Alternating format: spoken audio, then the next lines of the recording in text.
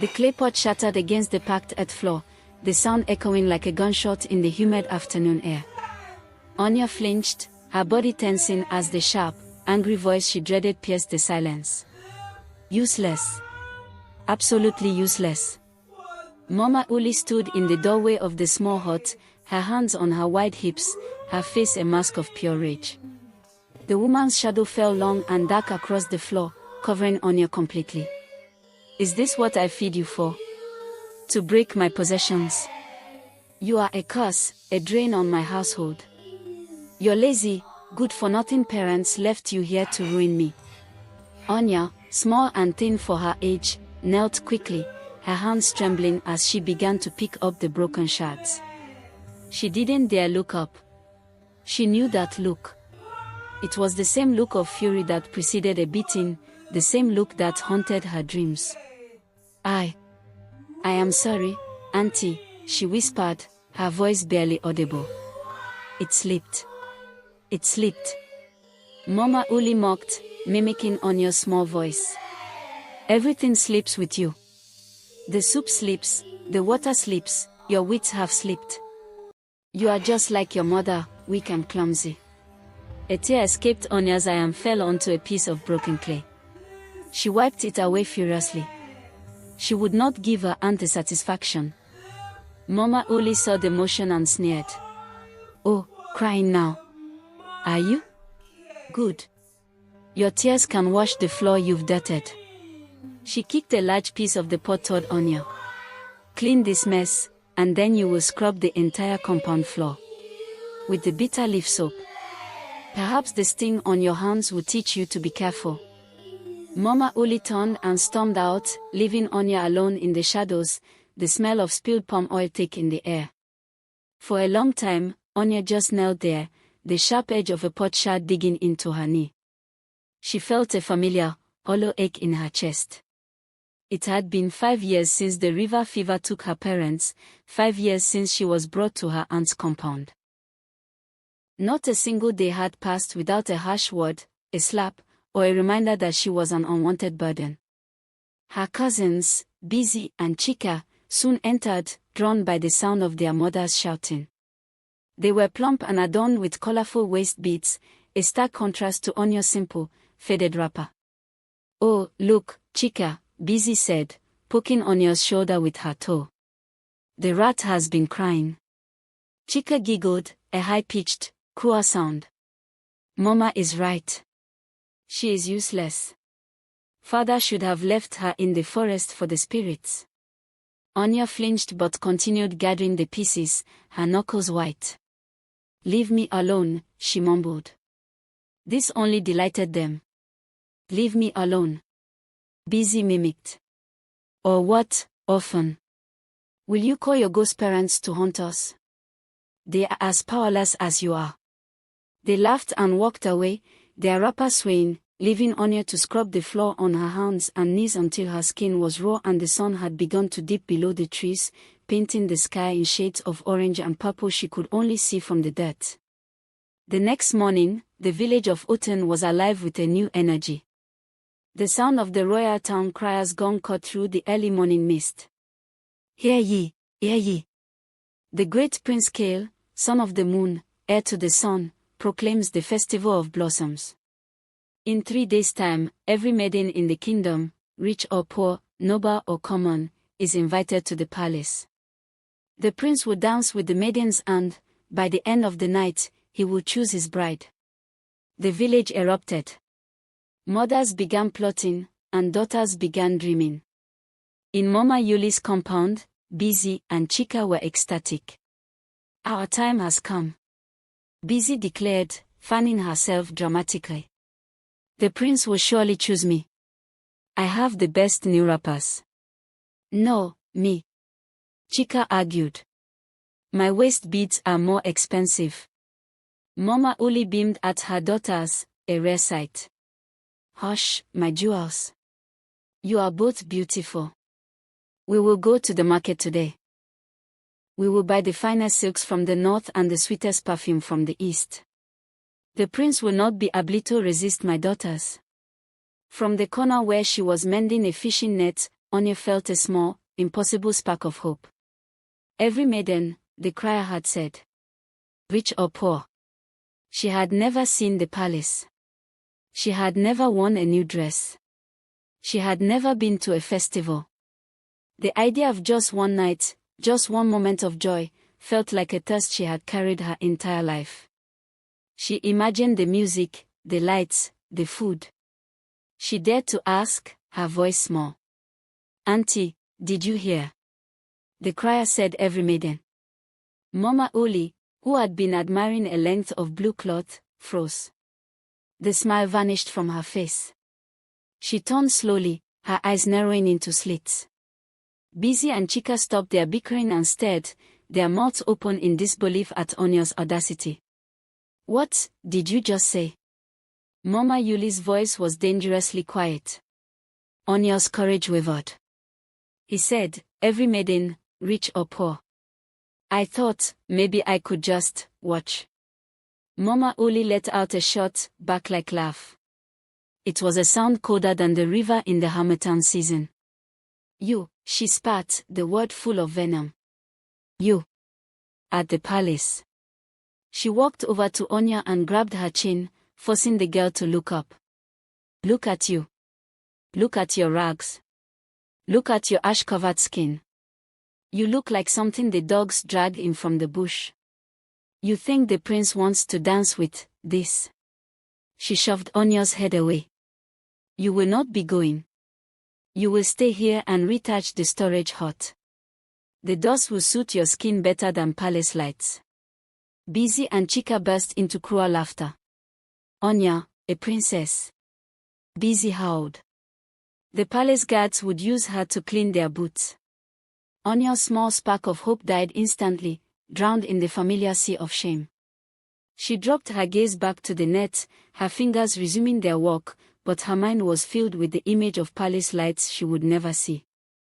Yes, Auntie, she whispered. But as she walked, another tear, this one hot and angry, fell onto her hand. She was tired. She was so very, very tired of it all. While Anya toiled, miles away, behind the high, white walls of the palace, Prince Kael felt a weariness that matched Anya's own. He sat on a carved throne, his chin resting on his hand, as another noblewoman was presented to him. She was the daughter of a wealthy duke, dripping in gold and feathers, her smile wide and practiced. Your Highness, she said, her voice like honeyed poison, my father's lands stretch from the great river to the sea. An alliance with me would secure your borders. Prince Kael sighed. He had been listening to such proposals for a month. Thank you, Lady Necker. Your beauty is noted. The woman was led away, preening, and the prince turned to his oldest advisor, an old man named Ilara. Ilara, the prince said, his voice low. How many more? My spirit is dying. They do not see me. They see a crown. They see power. They see land. Ilara smiled gently. Patience, my prince. The Festival of Blossoms was your idea. You said you wanted to find a heart, not a treaty. Prince Kael stood and walked to the grand balcony overlooking the city. He was a kind man, with eyes that saw more than most. He was tired of the scheming, the fake smiles, the hollow flattery of the court. My mother, he said softly, she was not like this. She was a commoner. A woman who sold yams in the market. My father saw her kindness, her fire. That is what I seek. He reached under his royal tunic and pulled out a small leather cord. Hanging from it was a single, intricately crafted earring shaped like a crescent moon, glowing with a soft, silver light. She gave this to me before she passed, he said, his thumb rubbing the smooth metal. She told me its twin was lost to the river long ago, washed away in a storm. His mother's voice echoed in his memory, my son, the moon will guide you. When you find the one who bears its match, you will find a heart as pure as its light. Trust the sign. Ilara nodded. The ancestors work in ways we cannot predict, Your Highness. The festival is in 2 days. Have faith. Prince Kael looked out at his city, his gaze settling on the distant, winding river. Faith, he whispered. It is all I have left. Back in the village, the day of the festival arrived. The air was thick with the scent of roasted goat and coconut oil. Mama Uli, busy, and Chika had been preparing for hours. They were draped in the finest silks, their skin gleaming, their necks heavy with beads. Anya had been working since before sunrise. First, she had been ordered to pound a mountain of yams for the evening meal she would not be allowed to eat. Then, she was to wash a mountain of clothes, a task designed to keep her busy until long after the festival had begun. She knelt by the riverbank, her hands raw and bleeding from the harsh black soap. The distant sound of drums and flutes drifted to her from the palace. Tears streamed down her face, mixing with the river water. She was alone, forgotten, and heartbroken. Mother. Father. She whispered to the flowing water, "Why did you leave me?" She scrubbed another wrapper, her tears falling so fast she could barely see. Her hands ached, her back ached, but it was her heart that ached the most. As she plunged her hands back into the cool water to rinse the soap, her fingers brushed against something hard and smooth, tangled in the riverbank's roots. She winced, thinking it was a sharp stone. Curious, she reached down, her fingers closing around the object. She pulled it out. It was not a stone. It was a single earring. It was shaped like a crescent moon, and it seemed to glow with an inner light, casting a soft, silvery reflection on the water. It was the most beautiful thing she had ever seen. A strange, warm feeling spread up her arm as she held it. It felt alive. It felt like hope. Wiping her tears, she looked around. There was no one. The river was her only witness. On a whim, a small act of rebellion, she put the earring on. It clicked perfectly to her ear, as if it had been made for her. She touched it, and for the first time in 5 years, she didn't feel like a ragged orphan. She felt a little bit like starlight.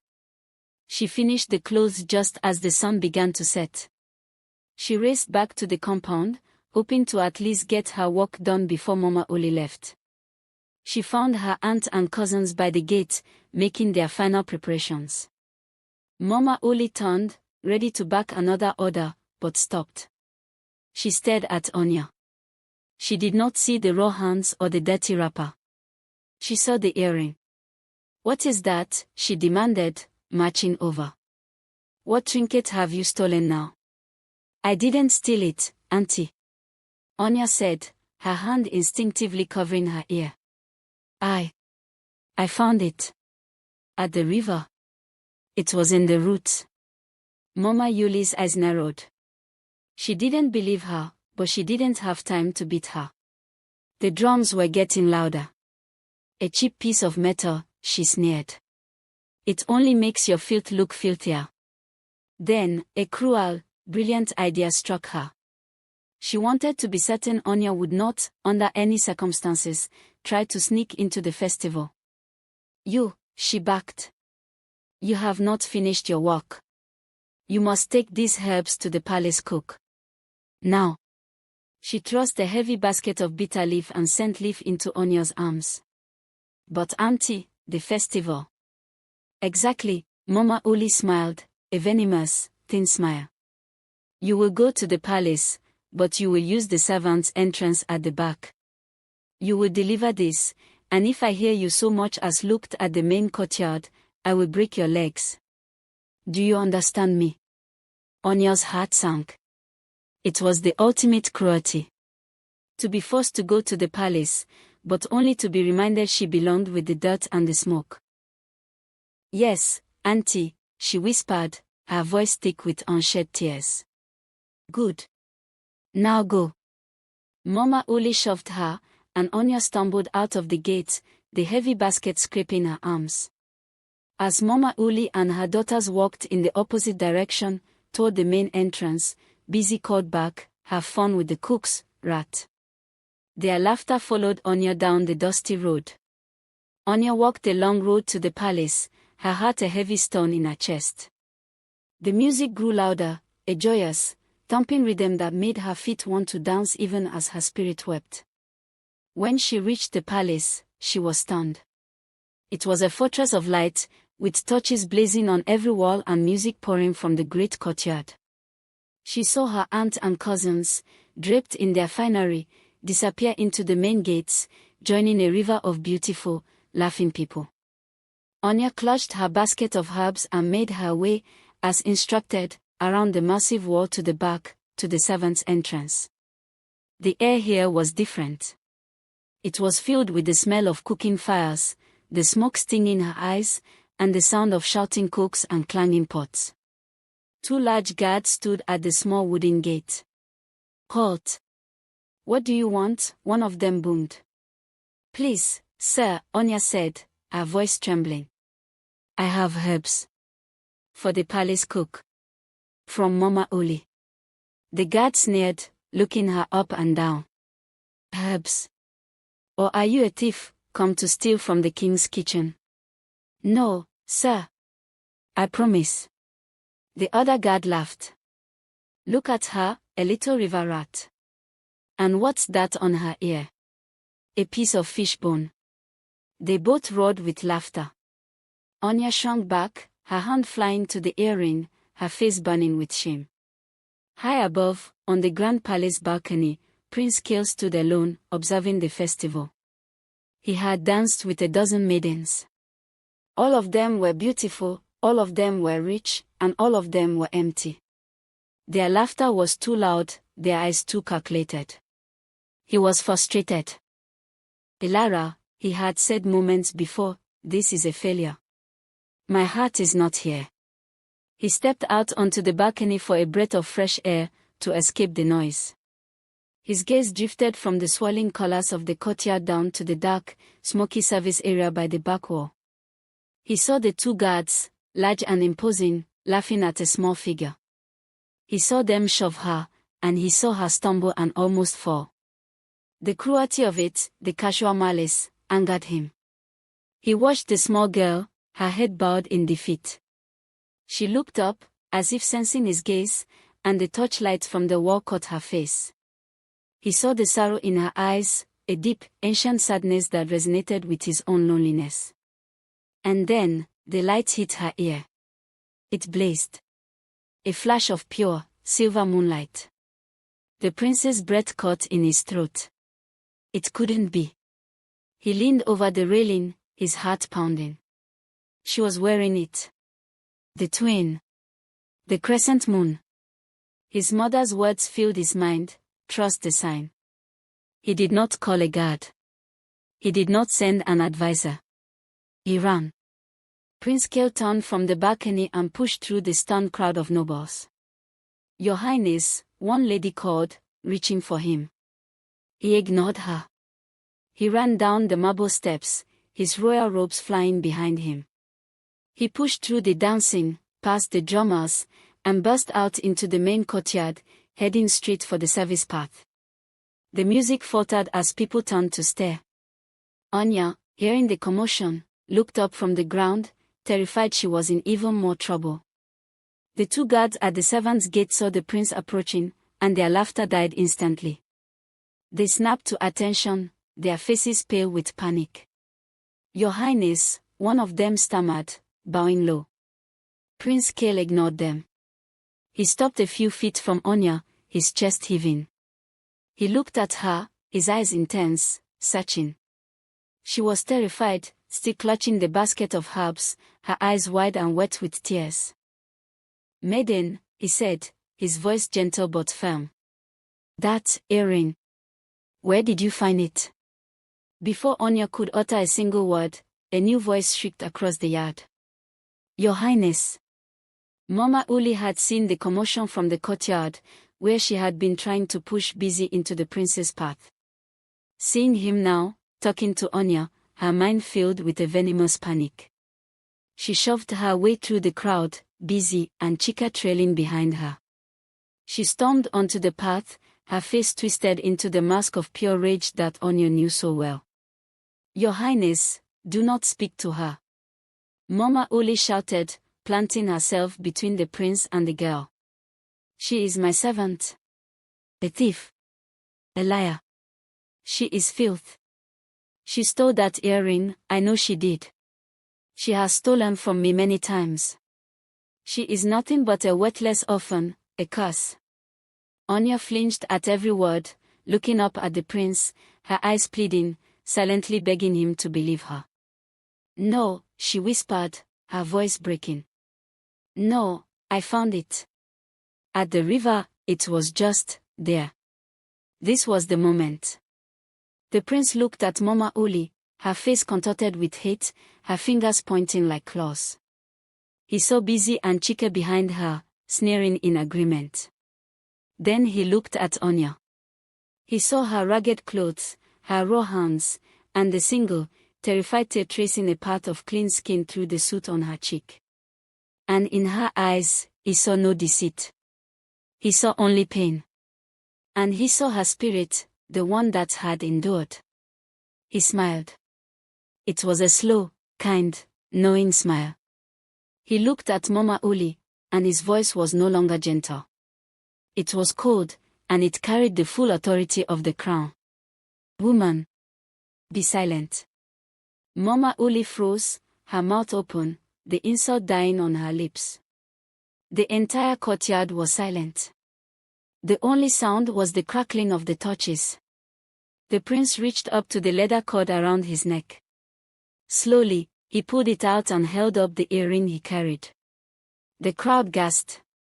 It was a perfect match. This, Prince Kael announced, his voice echoing in the silence, was my mother's. It was said its twin was lost to the river, and would only be found by the one destined to rule by my side.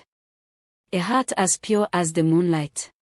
He turned his warm gaze back to Anya, ignoring the sputtering, horrified face of Mama Uli. He took the heavy basket of herbs from Anya's trembling arms and let it fall to the ground. Then, he took her small, raw hand in his. You have found what was lost, he said softly, for only her to hear. Then, louder, for all to hear, and now, I have found what I was looking for. He gently touched the earring in her ear. The moon has guided me to you. Anya stared at him, her mind unable to comprehend what was happening. This man, the prince, was looking at her, not with disgust, but with kindness. With reverence. Mama Uli let out a strangled noise, her face turning a sickly shade of grey. Busy and Chika looked as if they had been struck by lightning. But she is a servant. Busy stammered. Prince Kael turned to her, his eyes flashing. She is a maiden of Otan. And she was invited. You, he said, pointing to Mama Uli, have insulted the future queen of this kingdom. The gasps were deafening. Prince Kael gently pulled Anya forward, shielding her with his body. Your suffering is over, he whispered to her. He then looked at the crowd. The festival of blossoms is over. A choice has been made. He raised Anya's hand in the air. The crowd, seeing the two earrings, seeing the prince's certainty, and seeing the absolute shock on Mama Uli's face, finally understood. A slow cheer started, then grew into a roar of approval. Anya looked at the prince, and for the first time in her life, she smiled. It was a smile as bright and as hopeful as the moon itself. The story of Anya and Prince Kael was just beginning. And the story of Mama Uli and her daughters was just ending. What do you think Mama Uli's punishment should be? Let us know your thoughts in the comments below. If you believe that kindness will always find its reward, and that a true heart is worth more than all the gold in the world, please like this video and subscribe to our channel for more incredible stories just like this one. You won't want to miss what happens next.